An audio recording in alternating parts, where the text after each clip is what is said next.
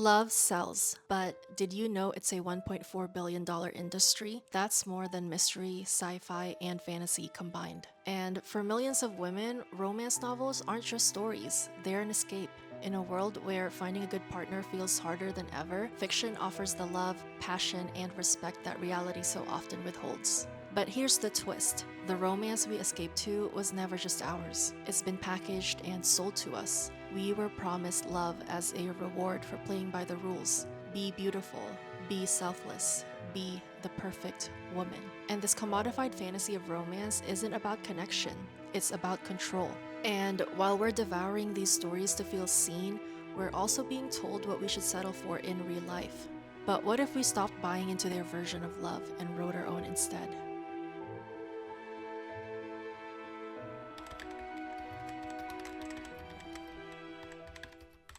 Hey, bestie. Welcome to the Spoiled Girly Support Group podcast, where we talk about how to get that bag while also securing your own bag. I'm your host, Elle, and let's get into it. On today's episode, we are exploring why women turn to romance fiction for comfort, how love has been commodified as a reward for conformity, for being beautiful, being selfless, being perfect, and most importantly, how we can redefine romance on our own terms, turning it into something real, empowering, and unapologetically ours. Romance doesn't have to be about fairy tales or grand gestures, it can also be about building genuine connections, whether with a partner, a friend, or yourself. It's about reclaiming our desires and deciding for ourselves what love should look like. Like, the next chapter of romance isn't something we'll find on a bookshelf or in a movie theater. It's something that we'll write for ourselves. And that's the only story worth telling. This episode is sponsored by BetterHelp. If you've been in the Spoiled Girly support group, you know how much I support people getting therapy because I know how much it can help. I've sought therapy on and off throughout the years in different settings, and earlier last year I signed up with BetterHelp all on my own way before they ever reached out to me. And I was so excited when they did because my therapist from BetterHelp really helped me out. It was no coincidence that I signed up with BetterHelp right around the time the podcast was getting a lot of attention, good and bad. And I didn't realize how valid the fear of being seen actually was until I was actually being seen. And it really affected me. So I'm so thankful for my therapist on BetterHelp for helping me push through, and they're a big reason why the Spoiled Girly support group is what it is today. And I'm glad I found them on BetterHelp. BetterHelp is a platform where therapists and their clients can communicate effectively and get the most out of therapy. BetterHelp makes finding a licensed, qualified, and aligned therapist so easy. Just fill out a questionnaire and you will match with a therapist in as little as a couple days. And if you don't vibe with your current therapist, say less. They'll match you with a new one, no questions asked. So if you're struggling and think you'd benefit from a therapy session, click the link in the description or go to betterhelp.com/manifestl to get 10% off your first month of therapy. That's betterhelp.com/manifestl to get 10% off your first month of therapy. Now back to the topic. Let's talk romance novels. As the name suggests, this genre revolves around topics of love and romance. In short, love stories, whether that's young adult romance or YA, rom-coms, dark romance, romantasy, and many, many more. But before we get into all of that, it is worth backtracking to see how this genre came to be. We can actually trace the origins of the modern romance novels we enjoy today back to the 18th and 19th centuries. The first ever romance novel was published by English writer Samuel Richardson titled Pamela or Virtue Rewarded, which tells the story of a young woman who attempts to resist giving her virginity to a wealthy landowner. So, very interesting that this was their definition of romance. Eventually, new authors emerged, ones like Jane Austen and Anne Radcliffe, who wrote about the daily lives and struggles of female protagonists. And this shift from Radcliffe and Austen reflects not only a shift in the stories that were told, but a deeper shift that saw women using romance novels as a tool to challenge the patriarchal norms of their time.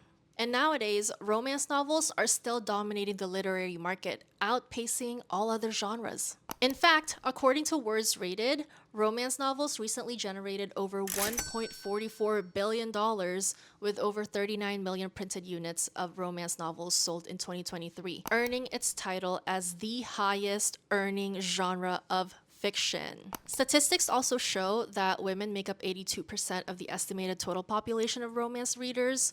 So, for the purpose of this video, we will focus on the impacts on women and what women can do to ensure that their consumption of romance novels remains healthy and empowering and authentic to themselves. But with all that being said, it is clear that romance novels have captivated and will continue to captivate millions of readers worldwide. And at first, reading romance novels may seem harmless. It's just a source of escape or temporary refuge, like the vibe is escapism. But beyond this escapism vibe, these books can also perpetuate deeply problematic ideas about love and relationships. Because nowadays, real life romance has become not only an unattainable ideal, but also a tool used to manipulate and confine women, packaging oppression as passion. Now, I know that's a big statement, but this section will help it make sense. So let's dive deeper into why the romance genre is as big as it is in the first place, like $1.44 billion big.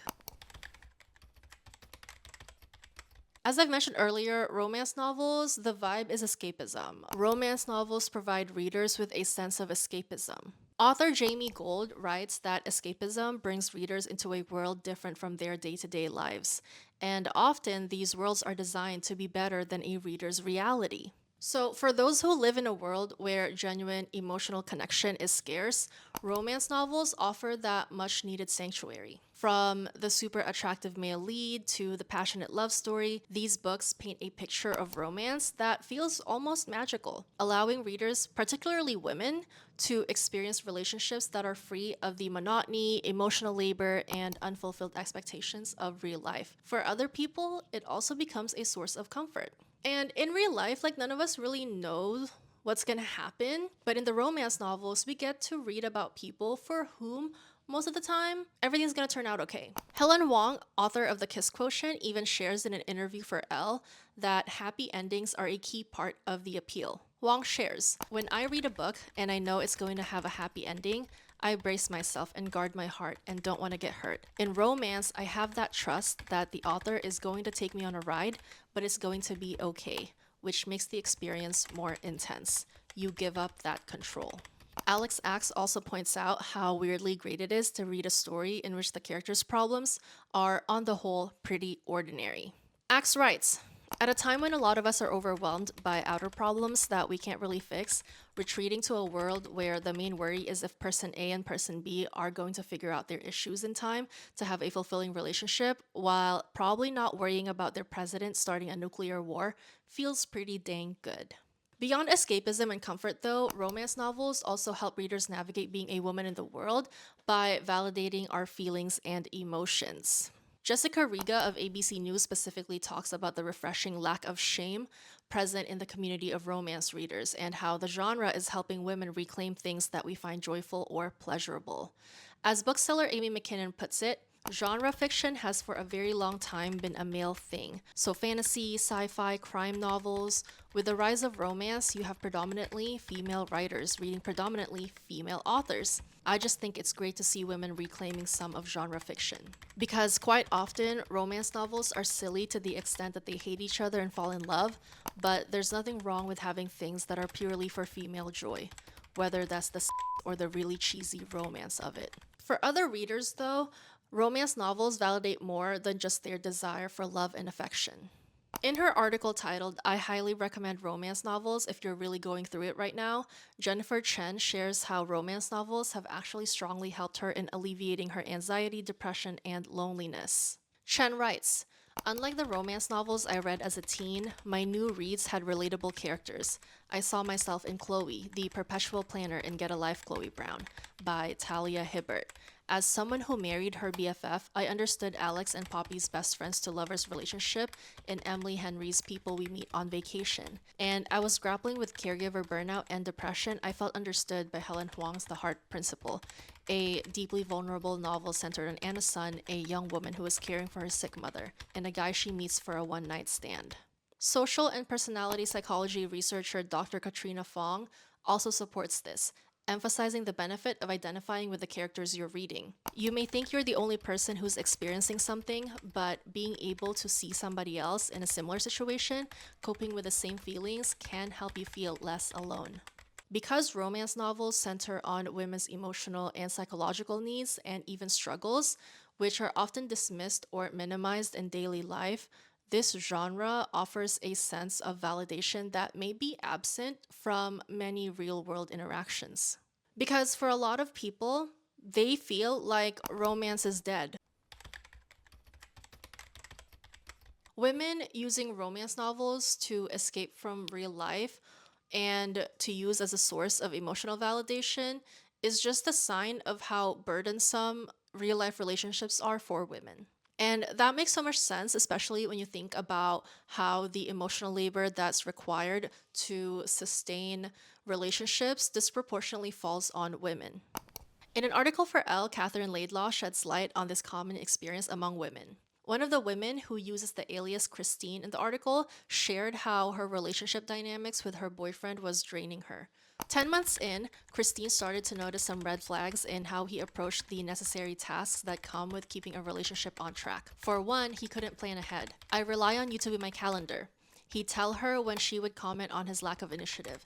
And when it came to making dinners together, all the details were on her. From coming up with meals they both liked, to picking up groceries, to remembering to take the chicken out of the freezer in the morning. Christine's experience, which isn't uncommon among women, falls under a form of feelings management called emotional labor. Coined in 1983 by sociologist Arlie Hochschild, emotional labor was used to describe jobs that require you to put your feelings aside to get the job done, as in the case of flight attendants, nurses, and teachers. But today, emotional labor has found space in our personal lives, being used to describe the quiet mental work required to keep a relationship or household humming. But why does that responsibility fall mostly only on women? Writer Leandra Winterwood offers one possible answer, which is that many relationships are between two people who are at different emotional maturities, with men commonly being more emotionally immature. But why? Why are they more commonly more emotionally immature? Well, one of the most obvious reasons is the difference in socialization between young girls and young boys. And that carries into how young adults are socialized and how grown adults are socialized. We're all socializing each other. And there is a difference. According to psychologist and sexual wellness therapist Satyadeep Assam, gender roles can have a significant impact on our relationships by creating power imbalances and limiting our ability to express ourselves authentically. When we internalize traditional gender roles, we may feel pressure to conform to certain expectations of how men and women should behave in relationships. This can lead to frustration, resentment, and lack of intimacy. Boys and men in general are not really expected to do the work that's required to maintain healthy romantic relationships. They're not given the tools to be vulnerable or to express themselves emotionally, and not socializing them to be perceptive of other people's emotions, of seeing other people as human outside of themselves. It's not just harming them because they're not getting into these healthy relationships, it is also harming the women if they do get into relationships. Everyone suffers in the end. We all yearn for connection. And to cope with all of this, women turn to fictional representations of the intimacy and the romance that they crave. The intimacy and connection and romance that they're not finding in real life relationships. The bar for men in real life is so disappointingly low. The bar is in hell, subterranean, literally Hades adjacent. It's so low that women are turning to fictional men to give them the butterflies, the romance, the love. In romance novels, the men yearn. They do things. They are emotionally intelligent, perceptive. They don't secretly hate you and prey on your downfall. They're not jealous of you. And I know that these good men exist in real life, but so many women find it so hard to find them. And so women turn to romance novels. And because of these emotional gaps and burdens in our modern relationships, or even the lack of a fulfilling relationship, romance novels are a sort of coping mechanism. They create this version of a world where love is abundant, emotional needs are met, and women are valued for their full complexity and are perceived and understood in all of their complexity. A world where women are cherished, prioritized, even if it's only for a little while. But as safe and comforting the romance genre may seem, it's not perfect. Buried underneath all the good things that the book boyfriends do, how handsome they are, how caring they are, how emotionally mature and perceptive they are. Buried underneath all of that are harmful notions that, if we're not careful enough, can influence how we view women and ourselves and relationships and love itself. For one thing, the concept of romance has historically been weaponized to reinforce the superiority of men over women. From Samuel Richardson's Pamela or Virtue Rewarded to the more modern day love stories, there are still so many narratives in which the female character's worth is tied to her ability to attract and keep a man.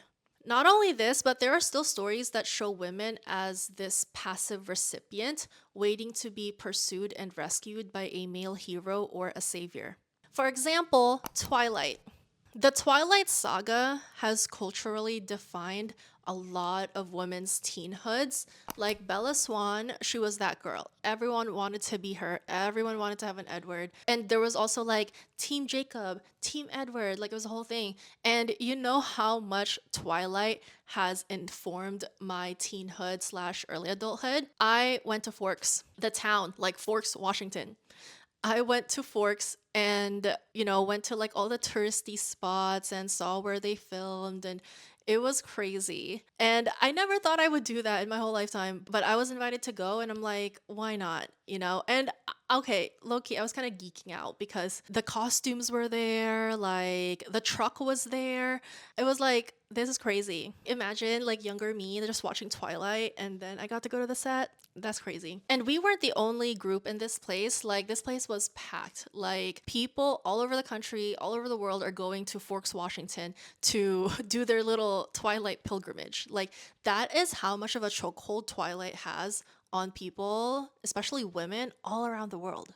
And looking back at it now, Bella was kind of problematic. Like, the Twilight series was kind of problematic. Throughout the series, Bella's identity and sense of purpose revolve almost entirely around her relationship, and so much of her choices are often framed in the context of her romantic connection to Edward. Beyond Twilight, the recurring trope of the damsel in distress is used in so many other romance stories, subtly implying that women will always need saving and are completed only by a romantic relationship. And because a woman's life is said to be complete only when she has a romantic relationship, the romance novels, they tend to glorify toxic relationships because a toxic relationship is better than no relationship. Instead of describing possessiveness, jealousy, and control as the unhealthy behaviors that they actually are, we interpret this kind of behavior as romantic because, oh my god, he's so scared of losing her.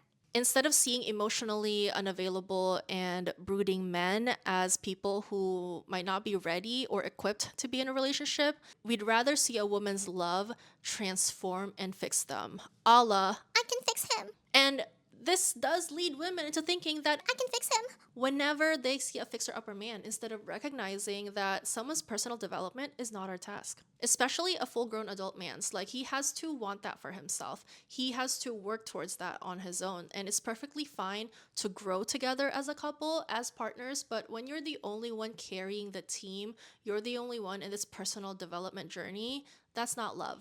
Another example of glorified toxic behavior is when a female character rejects a male character's advances in the novels, but the man keeps pursuing her and she eventually relents. It reinforces this notion that no doesn't mean no. that it actually means keep trying.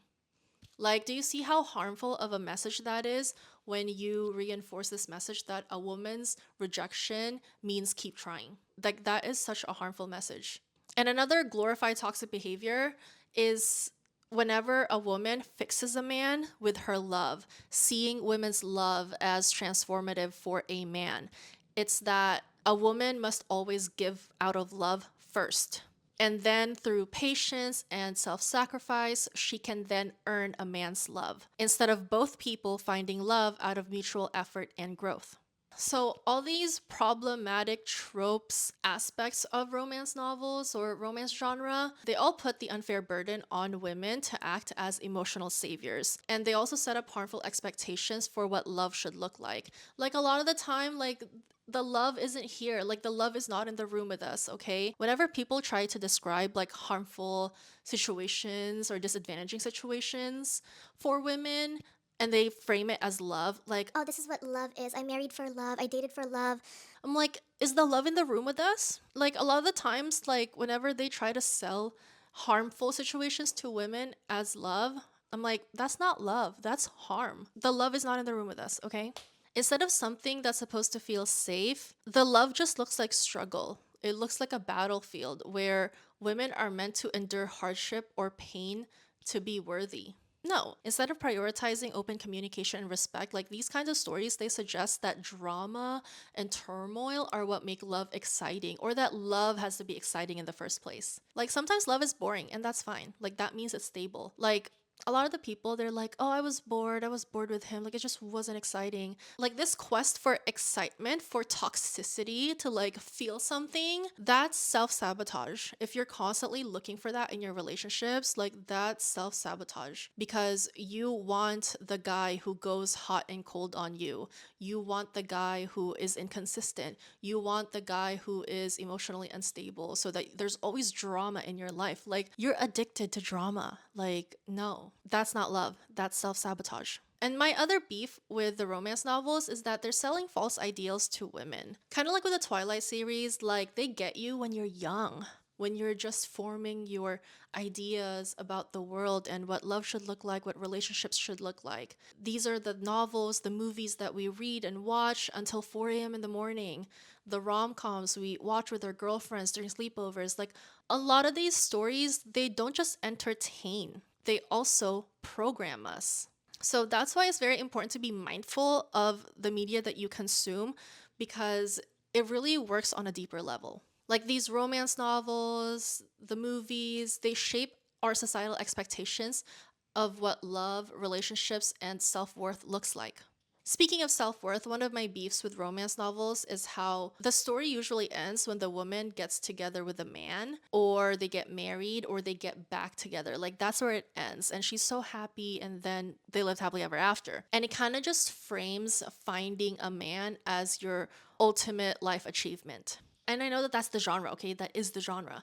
But when that's all you read, it kind of trains your subconscious to perceive that your one ultimate achievement in life is to find a man. But it's just simply not true, because women can find enjoyment and pleasure from things outside of a man. Although we talked about it, it is okay to want and need a man. It's okay to love a man. But if you're not into that, you don't have to believe that. Like men are optional. Your happiness is not contingent on your relationship status. Like you can be happy single, and you can be happy being with someone. You can be happy being married. Like your happiness shouldn't be tied to the presence of another person in your life, because you cannot control that other person. You only have control with what's within you. So, yeah, you shouldn't hang your happiness on the presence of another person. That is unfair to yourself, and it's also unfair to the other person. Okay, so your life will be complete with or without a love interest.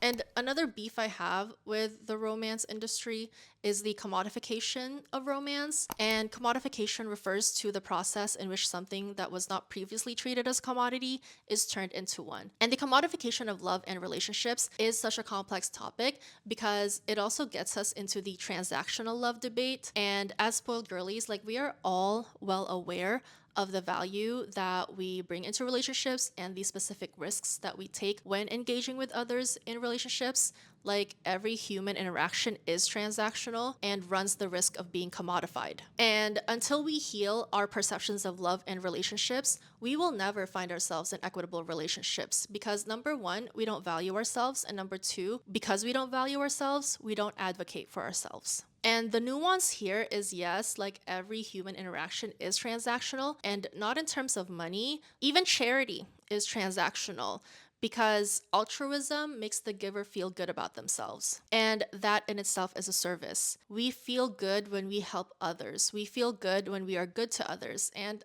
I love that about us. Like, that kind of restores my faith in humanity, not gonna lie. My main beef in this context is not necessarily the commodification itself, because, like I said, every human interaction is transactional and thus runs the risk of being commodified. So, my beef isn't with the commodification itself, but rather the false promises of the commodification.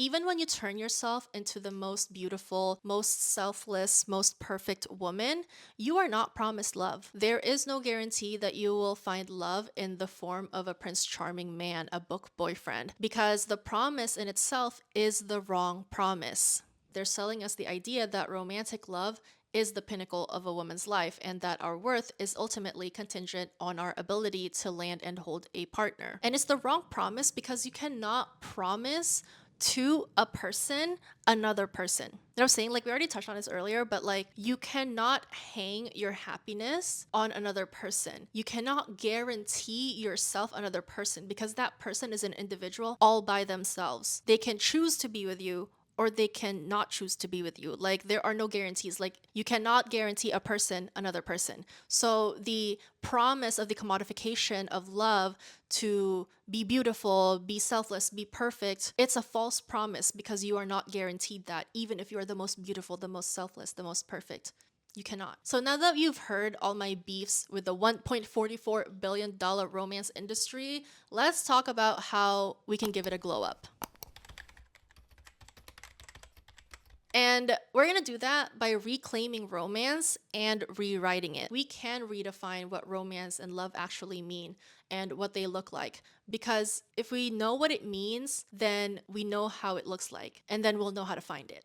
And I know this is counterintuitive, but one of the ways that we can do that is by decentering romantic love. In a Medium article titled Decentering Men, How Women Are Reclaiming Their Lives and Quiet Quitting Relationships, writer Collie English talks about how feminist theory is helping women recognize that they can live fully satisfying and rich lives without centering their existence around romantic relationships or the traditional roles of wife and mother. There is no denying that there is still a pressure for women to be in romantic relationships. And while these kinds of relationships are definitely still worth having, like when you have a good relationship, it's amazing. Like, it brings you joy, it brings value to your life. But it's time that we stop framing them as the end all be all, the one valid determinant of a woman's value, of a woman's happiness. We can all find happiness and joy in so many ways, not just one. English writes, for many women, this decentering of men doesn't mean they reject the idea of partnership completely. Rather, it reframes the narrative. Men are no longer seen as the central axis around which a woman's life revolves.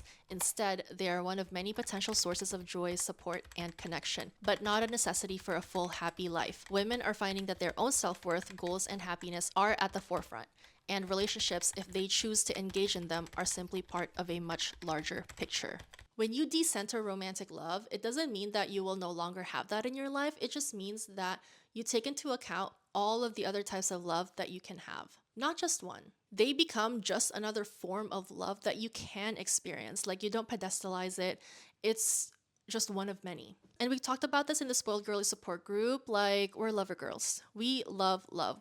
Like, we love love so much, like some of us even love men. And we're allowed to, but we are able to be lover girls safely and happily because we know what love looks like. A love that holds, a love that comforts, a love that flows, a love so big that we cannot contain it within ourselves. Like, we have to share it with other people. And that's what being a lover girl is. And you should never be ashamed of being one. Also, segue, because this book changed how I see love. And it just brings like a much deeper meaning to the term lover girl. And I started reading this book last year, and it's more of like a theological book. I wouldn't say it's like a Bible-y book, but it's more of like descriptive than prescriptive. And it's written by a woman. And the way that this book writes about love is so profound. Like, I didn't realize how much of a lover girl I am and how much more I can be, and how this version of love sold to us in our socialization as young girls, young women, grown women in society is but a small subset of the love that we can experience. Love doesn't only have to come from a man, from men. It can come from anywhere. And actually, it most often and most powerfully comes from within. And the book is Mary Magdalene Revealed, the first apostle, her feminist gospel, and the Christianity we haven't tried yet. The author Megan Watterson writes, 1 Corinthians 13:13 reads, "Faith, hope, and love endure. These three, but the greatest of these is love." What moved me about seeing this cross was the presence of the heart in the center, because somehow, through the centuries, the focus on love has been obscured and replaced with fear. Just like the story of Mary Magdalene and her role in the earliest form of Christianity, she's there as the love that never failed. Let me repeat that. The focus on love has been obscured and replaced with fear. And we see this in how women engage with love and romance nowadays. We are in fear of being unloved. We are in fear of being alone. But we are never unloved. We are never alone. For as long as we acknowledge it, there is love within us.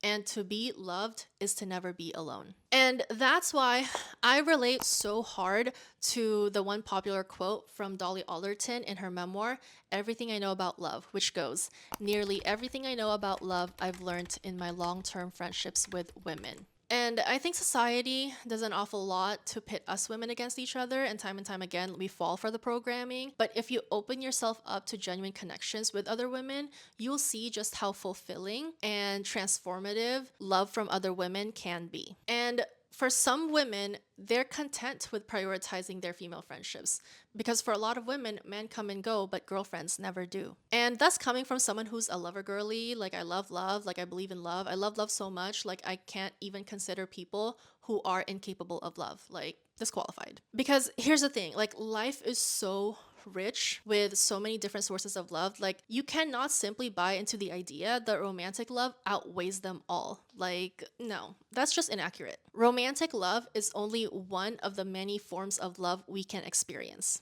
And when you realize that you don't have to pedestalize romantic love all the time or at all, it just frees you from this pressure and this expectation that your life isn't complete unless another person with their very own agency spends it with you. And that's how we are going to reclaim and redefine romance. We're going to give the romance industry a glow up, because the romance industry does inform a lot of women's expectations and perceptions of dating, of relationships, of marriage. Like, we cannot be glorifying toxic behavior anymore. Like, we cannot be interpreting like kind of red flags as, Oh my gosh, he's so obsessed with her. He just doesn't want to lose her. when it's like isolating behavior, when it's like harmful behavior. There's just so many tropes and stories that we can rewrite in a way to help women see the world for what it is, and so that they can be better informed on how to move around it, you know? And when it comes down to it, really,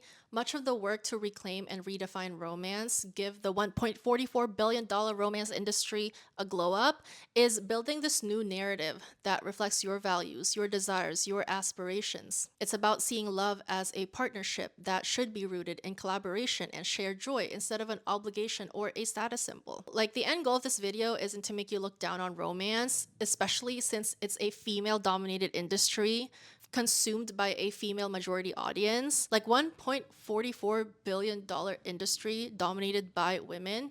Like, I'm not gonna hate on that, okay? But it doesn't mean that we cannot point out the things that we can improve on. And for the no nuance Nellies, I haven't said that word in a while. For the no nuance Nellies, this whole thing isn't about saying that romantic love isn't important. It's just de-pedestalizing it. We have been socialized to put romantic love on such a pedestal. Like, we need to kind of equalize it with the other forms of love, like friend love, your child's love, parental love, like familial love. Like, you know what I mean? Like, there's just so many different types of love that you can experience. And when you pedestalize romantic love above everything, you're missing out on everything else. To quote an excerpt on Conversations of Love, could we imagine the many different ways there are to live a life? Could we imagine all the potential sorrows and joys in all those different stories? Perhaps if we could, we would see that there are no right or wrong stories after all, just the lives in front of us, full of possibilities. Imagine what it would feel like to see and treat yourself as a whole, to design your life not so that it would eventually seamlessly fit into someone else's life, but so that it's an honest reflection of who you are and what you value. Because that's what will happen when we reclaim and redefine romance. Romance can finally reflect what it is we want in our lives and what our lives actually look like. Imagine when we no longer need to escape because we actually like the lives that we live. And that's what reclaiming and redefining romance is all about. It's about opening yourself up to the many different possibilities, not just one possibility. It's disavowing this notion that happiness can only be found in one particular life path, that hasn't turned out well for a lot of women. We can enjoy these stories and find comfort in them, but at the end of the day, like, we need to recognize that this isn't the only happy ending we can have. This is one version of that, and there's so many more. And that's a beautiful thing. That's all I have for you today. I just wanted to let you know that you have so much inherent worth and value in a world that is hell-bent on devaluing you. And a big thank you to BetterHelp for sponsoring today's video. Click the link in the description or go to betterhelp.com/manifestl and get 10% off your first month of therapy. That's betterhelp.com/manifestl and get 10% off your first month of therapy. Now get that bag, bestie.